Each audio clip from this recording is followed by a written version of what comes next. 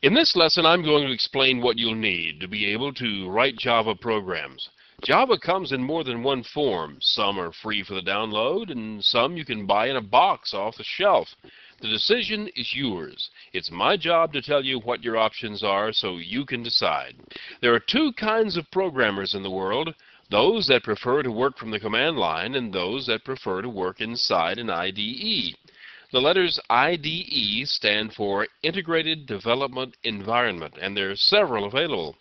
The command line version of Java and the IDE named NetBeans can be downloaded freely from Sun's Java website, and IDEs can be downloaded from a number of other websites. Let me run through the list of things that are available, then I'll tell you how to find the URLs so you can locate everything. I'll start by listing the IDEs.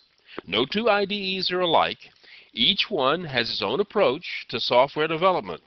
If you decide you want to use an IDE, you're going to need to look around to find one that fits with what you would like to do and the way you like to do things.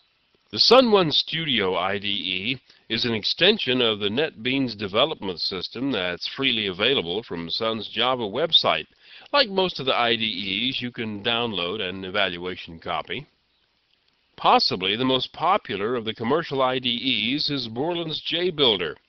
It's also possible to download an evaluation copy that you can use to find out whether or not you like it. The JRun IDE from Macromedia has a version for Windows and a version for the Macintosh. In fact, Java is becoming quite popular on the Mac, and you can choose from more than one IDE. MetroWorks produces an IDE for Linux called CodeWarrior. It can also be used to program in languages other than Java. JDeveloper from Oracle can be used in any Java development project, but it has special features that make it easy to work with the Oracle database. JCreator is probably the simplest of the IDEs. It was designed as a text editor that includes special commands to compile and run Java program. It has both a free version and a commercial version.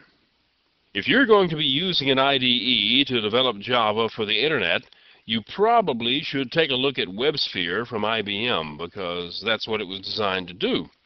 The website has an online demo to show you how it works.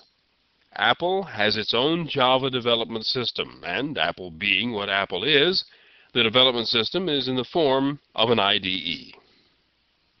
The problem with listing a bunch of URLs is that they're bound to change. To prevent this from happening, I'll list all of the URLs on a web page so I can keep it updated. I update it whenever I find something has changed and try to go and check all the links at least once a month to make sure they all work. This doesn't mean that I guarantee every link every time, because nobody seems to check with me before they change something.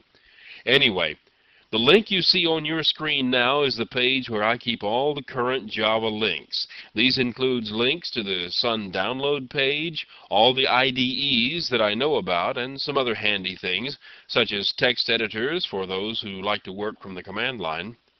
If you decide to use an IDE, you are pretty much on your own, but they all come with pretty good documentation. If I were to try to teach all of the IDEs, there would be no time to show you anything else. I teach this course using a text editor and the command line compiler because that is the simplest form of presentation on the screen.